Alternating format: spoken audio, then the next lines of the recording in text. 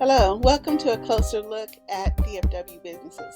I'm your host, Robin H. Jimenez, and today we're going to take a closer look at Ray's Nice Look Mobile Barber Lounge. Our guest today is Ray Shuford. How are you today, Ray? I am doing well, Robin, and yourself? I am doing great, thank you. Okay, so Mobile Barber Lounge. I heard that you have a an amazing barber lounge. Tell me about it. What is a barber lounge and what services do you offer? Well, first and foremost, thank you for having me on your great show, and I appreciate the opportunity to speak about Ray's Nice Look Mobile Barber Lounge. It was created in the last year or so. My initial barbershop, my brick and mortar barbershop, was called Nice Look Barbershop. And so what I did was when I shut the barbershop down, the brick and mortar barbershop down in 2015, I wanted to start something that was a little bit different. I didn't want to go back to the normal tradition, um, being in a barbershop, being, with, not that I don't like people, because I love people, but being around people, it's just a little different, Then when COVID hit, it just changed the game with everything. And I had been looking at some different models of having taken the business on a mobile transition, and found this one model, and everything has worked out. And so the Raised Mobile Nice Look Lounge, it's the word lounge comes from, you're just lounging around, you're just having a good time. It's not like where a lot of people are posting up. It's always one person and myself, excuse me, and myself, just going by, all the rules and regulations that you have with this COVID a pandemic going around, of course.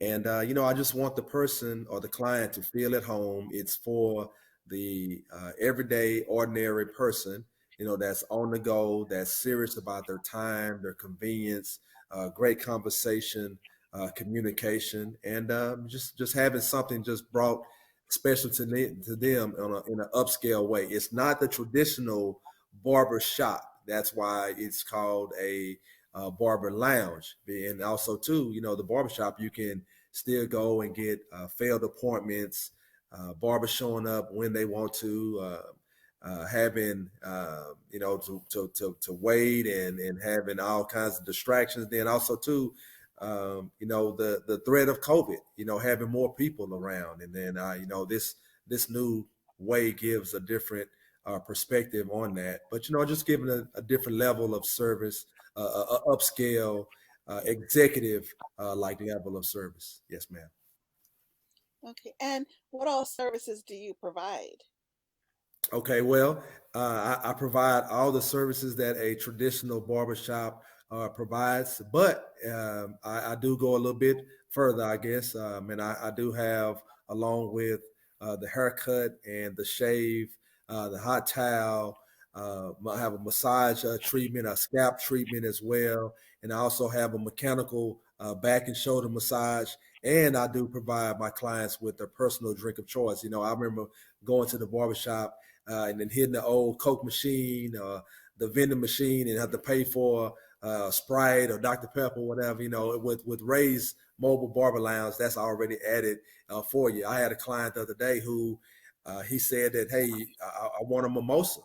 And I was like, well, I guess what? I guess I'll have to get a mimosa for you. And he was happy, and I was happy. And of course, there's a minimal fee charge. I'm not like the traditional barbershop, and I love to stress that because a lot of times people think I'm like the ice cream man. I'm just rolling around, posting up, waiting for people to come up to my mobile van. But all my appointments are definitely, or my clients are appointment based. I'm usually booked out a week or two in advance, but I do have spaces that I allow people to kind of jump in, if it fits in the schedule. And people ask all the time, how can I book, with your service? And I say, well, you book through talking to the booker right now, and so because I want to make sure that it's a good fit for the client for first, and then secondly, that it's a good fit for me because it is a mobile barber lounge. It's my office. It's my sanctuary. It's my quiet place, and I want to keep it peaceful. I want the people that come in to to even as if I'm pouring into them, I want them to pour into me, and that's very big with what I created. Okay, well, who is your youngest client? How young do you go?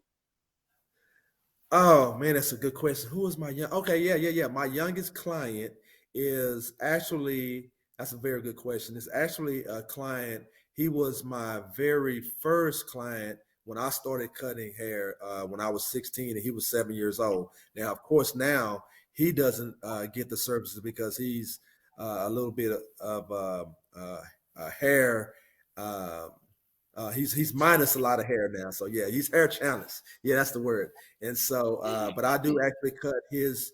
I cut his wife, and she wears a low natural style, and I actually cut Okay. his two sons, and they are. I think one of them is 8 years old, and the other is 14, and I started cutting them when they were young babies, in the barbershop, and so I still service them now. But really, I think those are really my only like quote unquote young individuals because my service, it's a grown person service because of the fact that why would you spend a little bit more than than the actual barbershop than what I charge because of the convenience because of the experience and the expertise that I bring in. And plus, a lot of times people, you know this, even when you go to get your hair done or your nails done, that's an experience. And a lot of times people don't necessarily want to pay for experiences, but I'm a person that I pay for experiences. So I feel like if I provide something that's for my clients, the experience should have I say a minimal cost because some people find the service charge that I do charge too low, and some people find it like that's way too high. But I've searched the market and I've researched different areas, different places, and I'm definitely in line with everyone who's charging these types of services, and so I feel good with with that, and that's why I don't really client cut or service younger individuals because it doesn't really fit in someone's budget, but I will cut anyone for the right service charge. um, yeah. And that makes sense. So how far out do you go? Well, I am located in the Dallas Mansfield area, and so because of uh, travel time and the appointments to the next place, I have to definitely strategize my map and where I'm going from day to day, and I try to keep it all in an area that I can get to my client in a timely manner, and so I don't try to go too far out. Of course, I'm in Mansfield, so I don't really get a lot of calls from people out in Plano, Frisco, or the more northern, excuse me, Dallas area. So basically, right now I'm traveling like Dallas back into the Mansfield area, Duncanville, uh, uh, Arlington, Grand Prairie. I do have several clients that's over in the Fort Worth area, but believe it or not, being in Mansfield, I'm only about 30 minutes or so from them, and so things make sense because now the gas is going up. When I first started my business in May of last year, I was paying 2.50 a gallon. So we already know now we're over $4 a gallon, so that makes a big difference on uh, uh, where I'm traveling to and is it really worth it, going out this place versus, being a little bit closer and everything. So it's working out really well so far. I'm in the process of actually just thinking about purchasing another van and putting a younger person in there to mentor them and show them the ropes, show them the business, and then also to provide another level of service because people call every day, and unfortunately I have to turn down people, every day. And so I want to be able to service everyone, give them a high level of expectancy on their service, but then, on my end, be able to take a break. And this younger person, they can do a little bit more, and we can service more people and serve the community in a better way. Okay. And I know you've been a licensed barber for 35 years. But yeah, it'll actually be 36 years this summer. Yes. Okay. Yeah. So, and that's impressive. So you have to know what you're doing. So I have to know what are we looking at right now as far as trends? If I'm trying to get, not me personally, but someone who wears their hair short, possibly a man, and they're Okay. trying to get the latest, style for a man, what are they looking at right now? Well, a lot of guys definitely that wear their hair shorter, kind of like mine. The normal is a taper fade, nice edge up, and unfortunately, when guys get to the age group that I'm in, 50 years old, 51 years old to be exact. Man, you have a lot of guys that getting sprays and man weaves and all types of things. I don't do any of those services, unfortunately. I was going But to ask you. yeah, I don't do those, but I know people that actually do that and are very successful in doing so. But it's I mean it's usually guys are either wearing it short, or people are wearing it now, wearing it longer with the dreads or the braids, or even with some type of dread like extension, something in there. Of course, again, I don't do those services. I'm definitely for the individual that's on the go, that's business executive. Don't have a lot of time. I have guys who have a couple of kids, and in their workspace, they don't have time to get off from work and try to go sit in the barbershop. A couple of hours. They have to get those kids to soccer practice and band practice and do homework, and then have date night, with the wife, and that's where, even with my service, it's convenient that I can actually go to uh, their actual place of business, on the lunch break. Even, I have a client who's eating his lunch while he's getting, his service, just as he would if he was at a normal place, on the corner of Akron and Elm. I have another client that his personal assistant, she's sitting, in the lounge area in the mobile, while he's talking about their meeting that's coming up, and she's dictating and taking notes. So there's no time lost in between what I provide, and there's a cost associated with that, and people need to understand that if you go to one of your fine steak restaurants and you want a nice steak dinner, and okay, there's a cost associated with that. But if you have Chef Robin at the steak restaurant come to your house and cook that same fine dinner in your kitchen, that's going to be a cost associated too. It's going to be two different costs. And so that's what I try to understand, or get the clients to understand when they actually call, because I think that they want the executive service treatment, because that's what I'm definitely going to provide. I'm going to be on time. I'm going to cater to them. I'm going to be professional. I'm going to provide the best quality care, and educate them too on what they need with their services, or what they may not need. But then also too, I'm not going to level down, because of somebody else's budget. And I know that may sound hard or harsh, but I mean, and then that's another thing that I share with people. Some people they may not. Uh, well, put like this: real quick, when I was 18 years old, my dad took me to go get a car, my first car, and so I said I wanted a Ford Mustang, and so he took me to the Mustang dealership, and the gentleman came out, showed me the Mustang. I drove it, I loved it, and I said, "Yeah, Dad, I think that's the car I want." And so he said, "Well, ask the salesman how much that the car cost, and he told me what it cost, and I said, man, that's a little bit out of my budget. And so he didn't tell me that I never could receive that car. He just told me, he said, whenever you're ready, just come see me. You'll be ready at some point in time, but whenever you're ready. So that's what I try to share or educate, with clients sometimes. Say maybe you're not ready right now for this service, but when you're ready, I'll be here. And because the Mustang has been around for a long time, and so I want to be like the Mustang.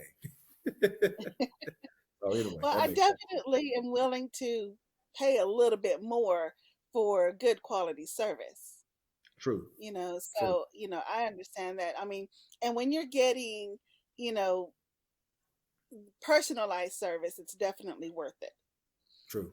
But I have to know, you said you do make recommendations. So, when men are starting to get a little older and their hair is, not growing back like it used to, do you go Okay. ahead and recommend that they shave it off?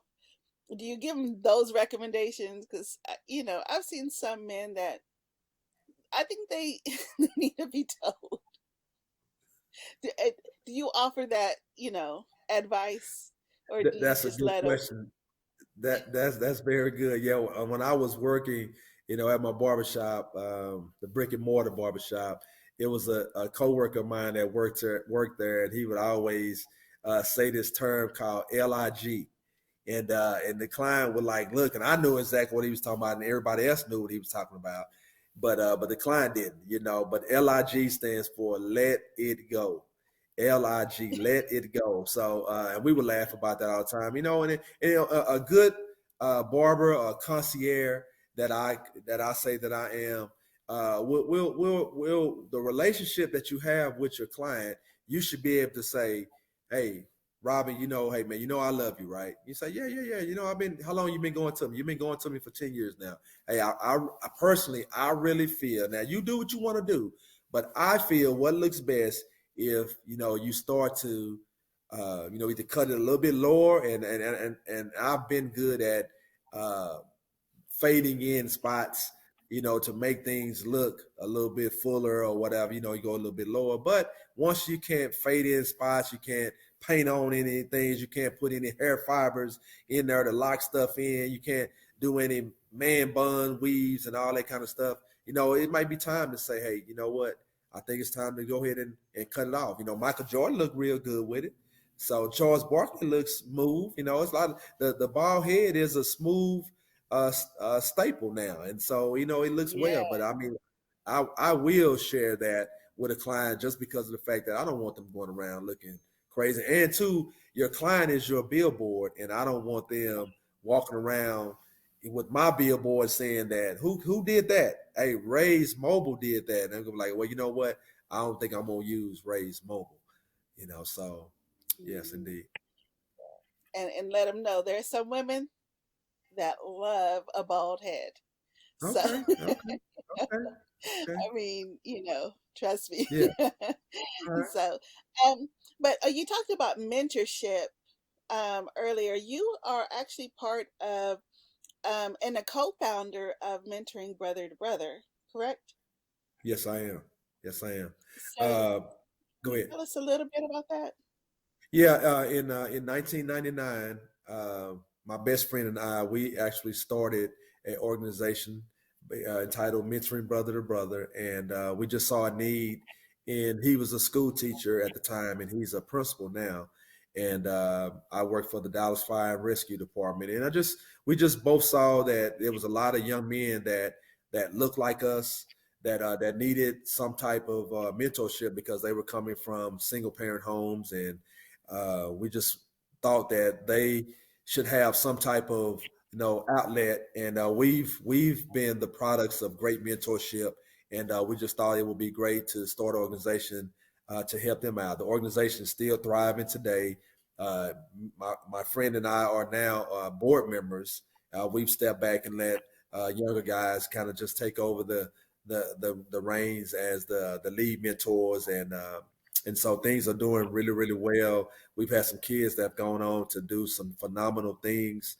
And we've had some too that have done some non-phenomenal things that we're, we still love them, but definitely disappointed because they all receive the same instruction. They all receive a mentor, a qualified mentor that can show them some things that they never thought they would know, to expose them to different areas that they, anything that they want to become. We have a resource or access for that, and just kind of flipping over to the barber side of things. We did have a couple of young men who actually went into the barber field and are doing really well because of what they saw years ago from the organization, but then also too coming into the barbershop and hanging in there and picking up a lot of valuable information, because we all know that college is not for everyone, but having a Mm. skilled trade to provide for yourself and your family is something that's so important, definitely these days, and I'm so thankful that my parents, even though I was able to go to college, provided me early on with a skilled trade that's still lasting so many years now. I just can't believe that I didn't want to go to barber school, and I can't believe how, I don't know how different my life would be if I did not pick up that trade and follow what my mom and dad laid before me so many years ago, and I'm just so thankful, for that. And some people may not know you're also a chaplain. Yes, I am. I'm still a chaplain, but I actually retired in the as a chaplain for the Dallas Fire and Rescue Department, and that was last April. But I still do a lot of chaplain. I guess what it said, once a chaplain, always a chaplain. Once a minister, always a minister. So, and that's that too. Going to Raise Mobile, I get a chance to have one-on-one conversations with my clients, and on occasion I'm praying for them and encouraging them through situations, because everybody has some type of something that they're going through, and that's one thing too that the lounge and the barber provides is that communicator, and he's just he's a counselor. He or she is a counselor as well to help Mm. your client through whatever. So it's just much more than people say. You just getting for a haircut. No, it's much more than a haircut. I mean, it's definitely something that both people feel like, man, it's needed, it's wanted, because I know that I give and provide so much more than the average person, with the experience, with everything that God has allowed me to put in my tool bag, at this stage of life, and there's I always say there's a cost associated with that, so uh, Yeah, I was going to ask you how all of that ties in together, because I know as a barber, you're already mentoring and you're, providing, services and counseling and, whatnot. So I would imagine it would all tie in together as a barber, especially you have that one-on-one time with your client that, exactly. they may not get at a traditional barbershop.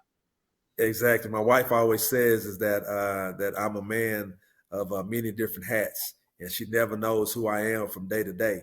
Because like last week, I uh, I actually had four clients to service, and then on that last client, I had to go and be on program for a funeral, so I had my suit in the van, and I changed it to my suit, went to the funeral, opened the door, boom, I'm suited and booted, ready for the service. Nobody would have ever known that I actually had service for people, earlier that morning. And so I mean, it's different things that I know and I feel that God has given me to do. And so, I always kind of lump that into the because price, it always comes up, right? We know that. I mean, if people's going, hey, what's the price? What's the cost? What's the price? What's the cost? It's gonna come up. And so, and I tell them, you're not just you got to understand you're not just getting a haircut or a edge up or a beard trim. There's you know with the service and what I feel like that I provide, and also too a lot of barbers are valuable in this deal. You come in and it's like you get your service and you say, man, I'm looking for uh, somebody that can do a custom made suit for me, whatever. Hey, hold on one second. Bloop, bloop, bloop, bloop, bloop. And you make a call, and then all of a sudden, like, man, I mean, I really appreciate that. You saved me a lot of time, and that's exactly what I'm looking for. And also, I'm looking for a great restaurant, in the the Dallas area. I'm such a bam. Hey, won't you try this place? I mean, so those are those are what you call the concierge when you go and check into Ritz Carlton hotel and you call downstairs and say, hey, you know what, I forgot um, some accessory to go with your dress for your event that night.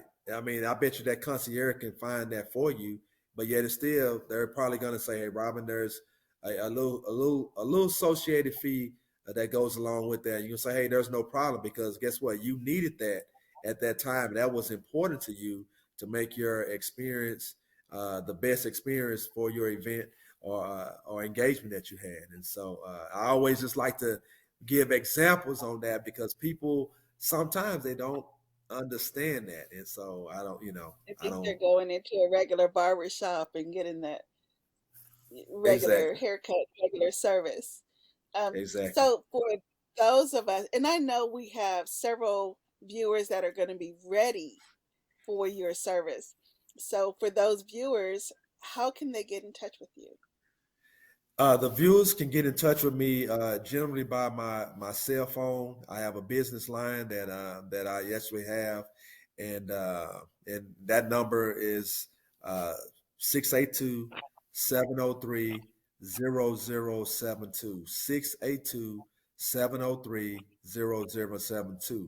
And so I also have a website, which is rayshufer.com, and I have a landing page that they can actually go to, and it details the services and a little bit about who I am in the business, and then also too the prices and everything. And of course, when I would love when my clients, potential clients, when they actually call. Or a lot of times I'm always on the go. I'm kind of moving around a lot. So if they would leave a text message, we can start a conversation and just go from there. And generally, yeah, I don't know if you're going to ask about the actual price. I can give it to you and kind of explain just real quick as well. That can help people out because I've been so fortunate and blessed here lately with the business and how things are going.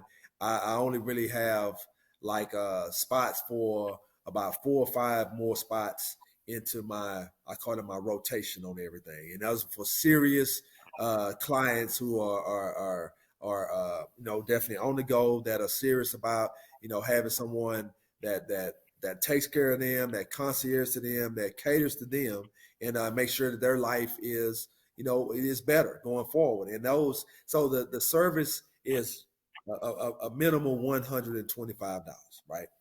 And so that's a full service when coming to them. But a lot of people they opt out for the actual membership subscription, which they pay and get a discounted rate on their service. But yet, it's still those are 3 or 4 services up front. When I say 3 or 4, because the average person that I service, they get a service every week or at least 2 to 3 times a month, and so they pay for that up front. So they schedule their appointment. Usually, some people have it the same day and time, just week from week. And I just show up and hey, how's it going, Miss Robin? Hey, Ray, what's going on? How was your week? How everything been, going? What? Hey, here's your hot chocolate. Here's the your water that you like. Or this one guy. Here's your mimosa, and they have a good time. They talk about life. We get the service done. Hey, I appreciate it. I'll see you next week. No, next week I'll be on vacation. Okay, I'll see you the week after that. Okay, fine, that's good. And so the conversation and the communication works out really well, and everything is it's easier that way. And those it takes a serious commitment on that person's end, but it also takes a serious commitment on my end because if that person chooses to have a 6 o'clock standing appointment, like a couple of my I often say patients, my clients choose to have. I was thinking about the fire department and my patients when I wrote the ambulance. But if they choose to have that, that's a commitment, behind that. And I'm going to be on time. They get a email and a text message to let them know that I'm en route and that everything is fine on their end and on my end. And the business is an executive level every time. And if it's not that way, you know, we just can't do business that way. It's not that way. Yeah. Okay. Well, is there anything that we've left out? And also, while we're at it, how can the community support you? Um, let's see, anything that I left out. Yeah, I know we said about how to get a hold of me. I know that a lot of people are, in the Instagram and Twitter family and community, and I'm on Instagram, the Nice Look Mobile Barber. I'm on Twitter, the Nice Look Mobile Barber, and you can find me that way. The community can support me just by continuing to be a great community that we serve. My thing is, I mean, I want to know how I can support them, in what I have. Once again, the business is for everyone, but it's generally for most people that are just really just on the go, and that's serious about commitment. I know that it's not fitting for everyone, and that's where even a conversation can be generated. And I love to talk to people to see what's what. And that's where also too another van or two comes into play, because if there are more services being done for folks, you can do little different prices. I'm just a little bit different on the price level, just because I don't do as many people, and I'm going to work smarter, not harder. But the community has done so much for me in my life, and I it's kind of hard for me to say what they can do for me, and it's like what I can do for the community is the response that I got to give you back on that one. Okay. Well, you sound like a true man of service. I think we can all appreciate that. So, Thank you. but Ray, that is our time for the day. I appreciate you so much. It's been a great conversation. And I guess, if if the community has been good to you and you've been good to the community, I guess that's all that needs to be said. Yes, I want indeed. to thank our viewers for for supporting us. Thank you, Ray, again for joining us today. This has been a closer look at Ray's Nice Look Mobile Barber Lounge. Don't forget to visit us at DallasExaminer.com. Download us on your app. I mean, download our app on your iPhone or Android smartphone, and follow, like, and share us on Facebook, Twitter, TikTok, Instagram, LinkedIn, and Pinterest. Stay safe and join us next month when we take a closer look at another Black owned business in the Dallas Fort Worth area.